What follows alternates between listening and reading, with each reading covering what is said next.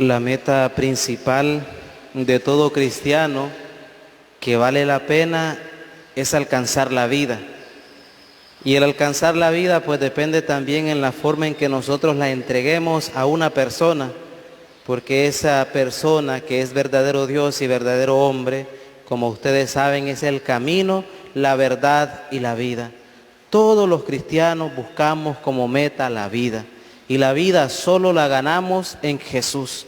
Por eso hoy estamos reunidos como comunidad de fe, como comunidad que celebra la vida en Jesús.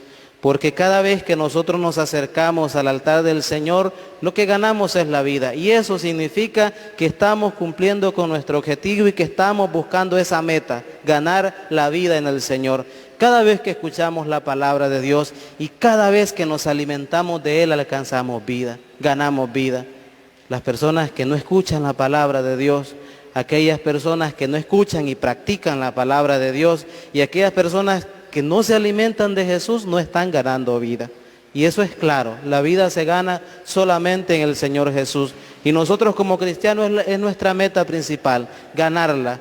Y esa manera de ganarla es, como lo dije al principio, es dando la vida por Él sin miedo, sin temor, anunciando a todo el mundo que Cristo ha resucitado, sin importar que haya muchas personas que rechacen al resucitado.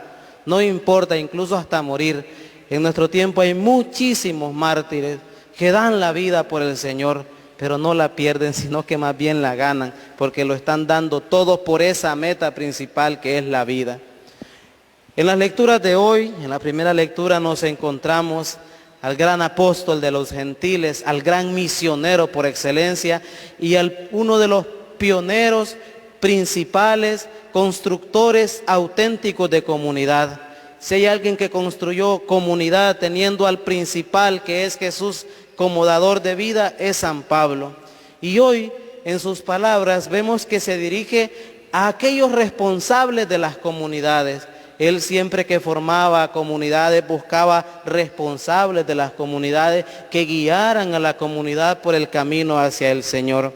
Hoy pues en la primera lectura se dirige de manera especial a los presbíteros y obispos de aquel tiempo, de la iglesia de Éfeso, a estos pastores encargados de cuidar la iglesia de Dios. Pablo les insiste el deber de vigilar. El pastor es aquel que vigila, cuida, acompaña a las personas, a la comunidad. Por eso, si hay algunas características propias del pastor son esas. Vigilar, ¿qué es lo que conlleva vigilar? Que tiene autoridad para guiarla, que les ama, que les educa en la fe, que les forma en el conocimiento de la fe, que hace el papel también, decía hace algún tiempo, como el médico, que les examina para poder saber cuál es la situación en que está la oveja. Esa es la forma de vigilar y sobre todo acompañado por el amor. Dentro de la comunidad se perfilan muchos peligros para el horizonte de la iglesia y estos son los peligros que el pastor debe de tener muy en cuenta y debe de estar vigilante. Primero, que estos peligros pueden venir desde el interior de las mismas comunidades. Duele y se sufre mucho cuando las dificultades de las comunidades surgen desde dentro, de personas que creen, digo entre comillas, supuestamente en el Señor, porque aquel que cree en el Señor en su corazón no hay egoísmos, no hay divisiones. Aquel que cree en el Señor, su única meta es la vida y esa vida se construye en la comunidad de hermanos. Por eso este es un grave peligro que todas las pastorales pueden pasar, todas las comunidades pueden pasar y la iglesia también. Que vengan las divisiones del interior de la misma iglesia. Cuidado con ese peligro, porque es el lugar donde no debe de haber división, porque las comunidades cristianas son testimonio para las demás personas que todavía no se han adherido a la comunidad de Jesús. El otro peligro también que nos acecha es el peligro desde fuera. Vemos que hay muchas personas que empiezan a criticar y ese no es el que va a la iglesia siempre y ese no es el que solo pasa esto y esto.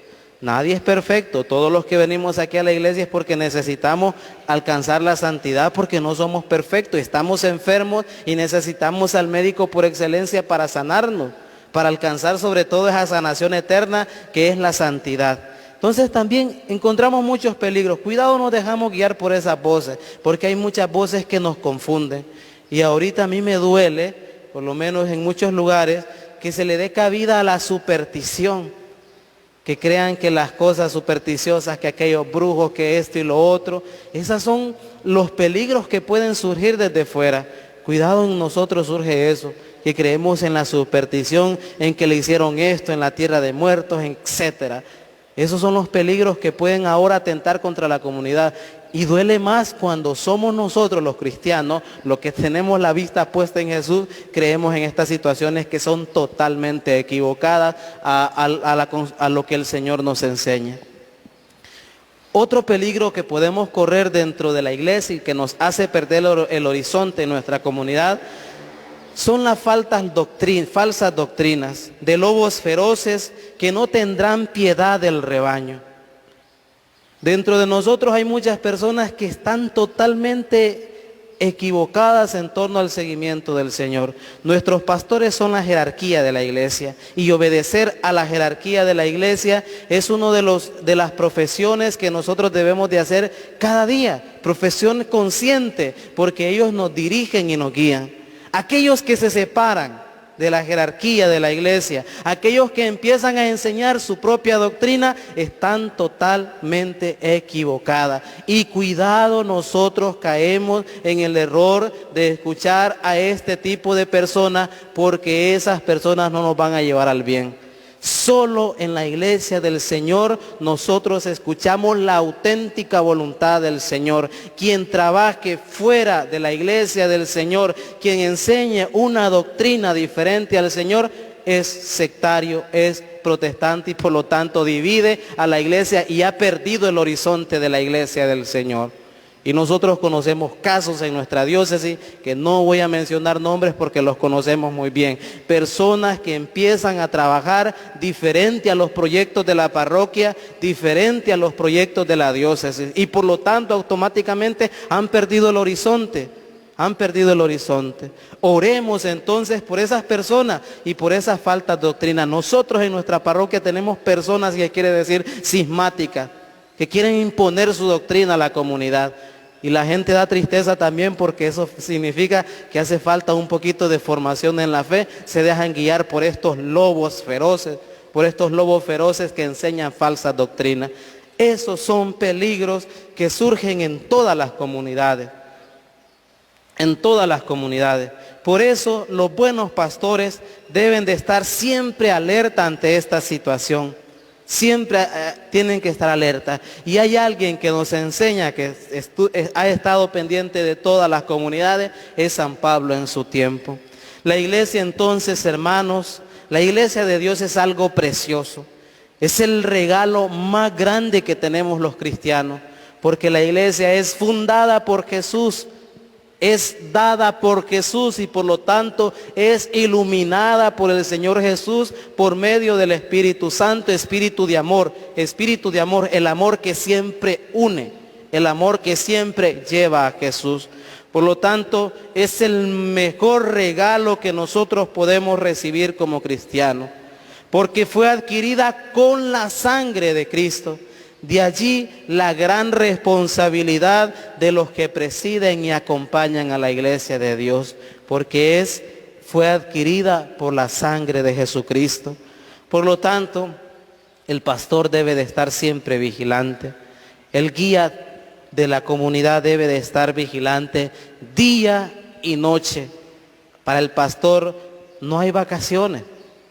Como siempre recuerdo las palabras de uno de los formadores del seminario, que nos decía cuando estábamos cansados después de a veces 4 horas de clase con él, nos decía: a descansar al cementerio, en el reino de Dios no hay descanso.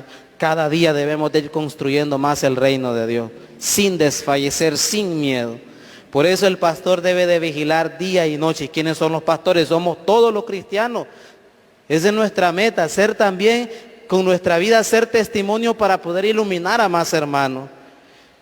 Día y noche debemos de vigilar con lágrimas. Primero, teniendo al Señor como meta, porque el Señor es el camino, la verdad y la vida. Y la gran responsabilidad de la vida del pastor es ser consciente de que está acompañando algo grande, que es la iglesia, porque el Señor se la ha confiado en sus manos, y de la palabra del Señor va a ser iluminada la comunidad. Por eso los responsables de la comunidad siempre se deben dejar iluminar, primero por la palabra de Dios, segundo por el magisterio de la iglesia, que también nos acompaña en este camino de santidad, y también por la tradición de la iglesia. También el pastor, con su propio testimonio, debe de invitar a no buscarse a sí mismo. Si se busca a sí mismo, lo que está dando a conocer son falsas doctrinas y se cae en uno de los peligros que anteriormente mencioné. Y se convierten automáticamente en pastores, en lobos feroces, que en vez de construir la vida, están destruyendo la vida y automáticamente están destruyendo la comunidad. Pablo entonces invita a cuidar y a cuidar la vida, a cuidar a los demás y también a cuidar cada quien la vida. Y concluye de este modo: la etapa de evangelización del mundo debe ser iluminada siempre por el Espíritu Santo. Pablo entonces también siente que está por entrar a una fase diferente de su apasionada vida de apóstol. Y me llama mucho la atención, apasionada vida de apóstol. Nosotros, en nuestra meta de alcanzar la vida eterna, somos apasionados por el Señor, nos apasiona verdaderamente lo que hacemos. Ese apasionar automáticamente implica estar alegres en el Señor, estar alegres porque hemos encontrado vida en el resucitado. En el Evangelio de este día, pues, en el cual continuamos la oración, se continúa la oración sacerdotal, el sacerdote también que es pastor de la comunidad. En el Evangelio de este día se nos presenta, como he mencionado, la segunda parte de la oración sacerdotal, de intercesión que el Señor dirige al Padre. Y el Señor Jesús, ¿de quién está siendo intercesor en este momento? ¿De quién está siendo mediador? Pues de nosotros. De nosotros está siendo intercesor y mediador. ¿Y qué tiene como objetivo esa intercesión del Señor? La custodia de la comunidad de discípulos que permanece en el mundo. Y nosotros somos discípulos del Señor desde nuestro bautismo. Por lo tanto, en esa oración sacerdotal, el Señor Jesús pide al Padre que custodie la comunidad de discípulos, los que nos hemos adherido a Él por medio del bautismo. Por medio del bautismo. Por lo tanto, nos damos cuenta y notamos en este texto bíblico, primero, la preocupación de Jesús por la influencia que pueda tener la potencia del mundo sobre sus discípulos. Y si la unimos a la primera lectura, ya sabemos cuál sería la potencia o la ponencia o el actuar del mundo, cuáles son esos peligros que pueden atentar a la comunión con el Señor. Por eso el Señor pide a Dios que custodie a la comunidad, para que no se deje guiar por las cosas del mundo, sino por las cosas espirituales y por las cosas que verdaderamente valen la pena para alcanzar la meta que es la vida. El Señor se preocupa. Segundo, el mismo Jesús ha experimentado este misterio del mal presente en este mundo, esta fuerza que opera con el espíritu de la mentira, del engaño y de la muerte. Y es que el Señor también fue tentado, fue retado por el tentador, por el diablo. Y a veces al tentador nosotros lo encontramos allá afuera. Mejor no dicho a veces, sino que siempre el mundo ahí está para podernos imponer doctrinas y cuestiones totalmente contrarias a la palabra del Señor. Y de eso es que debemos de cuidarnos. El Señor lo ha experimentado en carne propia. Por eso le preocupa a cada uno de nosotros. Tercero, vemos entonces y descubrimos en este texto la posición de los discípulos, que es delicada. Y el Señor solo pide una cosa: permanecer en el amor, permanecer en Él. Pero ese permanecer también implica permanecer en el mundo para transformarlo, para transformar al mundo. Con nuestro testimonio, con nuestra vida, con nuestro actuar conforme a la voluntad del Señor. Es decir, permanecer en el mundo con el amor de Cristo sin contaminarse del mundo. Porque si nos contaminamos de la realidad de lo que el mundo nos ofrece, automáticamente no vamos a alcanzar la meta de la vida eterna, lo que sí vale la pena, sino que lo que vamos a alcanzar es la condenación eterna.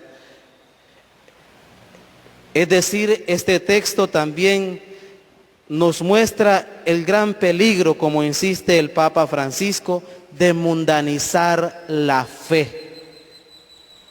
Peligro grande que tenemos ahora.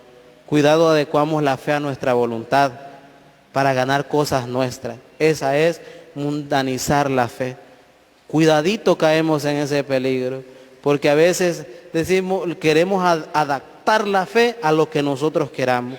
Y todas las ideologías que existen en este tiempo, todas las realidades, sobre todo ahorita que escuchamos lo de la iglesia, la realidad de la iglesia en Alemania, eso es lo que se está haciendo, se está mundanizando la fe. Cuidado con eso. La fe es la que debe iluminar el mundo, no el mundo debe iluminar la fe. Ese es uno de los grandes peligros del cual el Papa Francisco nos hace hincapié cada día. Y por lo tanto nos invita a vivir el Evangelio, pero no con criterios mundanos. No con criterios mundanos, sino vivirlo con criterios, valga la redundancia, evangélicos. Y eso implica con los criterios de Jesús, con las pautas que nos ofrece Jesús para alcanzar la vida. Por lo tanto, esto nos exige a nosotros como discípulos del siglo XXI un ejercicio permanente de discernimiento. Necesitamos pedir siempre con insistencia en nuestra oración el don del discernimiento, porque a veces el mundo nos ofrece cosas malas que parecen buenas, y ahí es donde nosotros debemos discernir. Por lo tanto, debemos estar siempre en constante oración. Solo en la oración vamos a alcanzar el discernimiento que tanto necesitamos, porque es en la oración donde nosotros nos encontramos con Jesús. Y de esa manera vamos a tener lucidez para no dejarnos engañar por el mundo, por el tentador, para no dejarnos retar, y al mismo tiempo para no retar a Dios. Para no retar a Dios, que a veces sucede eso. Por eso son peligros que pueden surgir desde dentro, desde fuera, y también desde personas que son como lobos feroces. Debemos de pedir siempre al Señor la honradez para saber reconocer con humildad cuanto hemos errado en el camino. Y todo eso lo vamos a saber si nosotros en nuestra oración pedimos el discernimiento que tanto necesitamos para poder actuar en este mundo. En conclusión, hermanos y hermanas, se trata de estar atentos al Espíritu de Dios. Es en el Espíritu de Dios que nosotros vamos a encontrar el discernimiento necesario para poder vencer todos esos peligros que se nos ofrecen en este mundo, y para así alcanzar la auténtica y verdadera fe que solo se encuentra en el Señor, y así estar vigilantes unos de otros con nuestra vida unida al Señor. Se trata entonces, como decía, de estar atentos al Espíritu de Dios que se manifiesta en su palabra. En la palabra de Dios, que es viva y eficaz, y es en la palabra que nosotros alcanzamos vida si nos dejamos transformar por ella. De esta forma, estaremos en el mundo sin ser del mundo. Es de la única forma que podemos estar en el mundo sin ser del mundo, dejándonos iluminar por el Espíritu de Dios que se nos da por medio de la palabra. Eso sí, amándolo como Dios lo ha amado. Vean, de esta forma estaremos en el mundo sin ser del mundo, amándolo como Dios lo ha amado, porque nos encontramos en el Evangelio de Juan: tanto amó Dios al mundo que dio a su Hijo unigénito. El Señor, por tanto, nos pide que vivamos en el amor. Gloria al Padre, y al Hijo, y al Espíritu Santo. Como era en el principio, ahora y siempre, por los siglos de los siglos. Amén.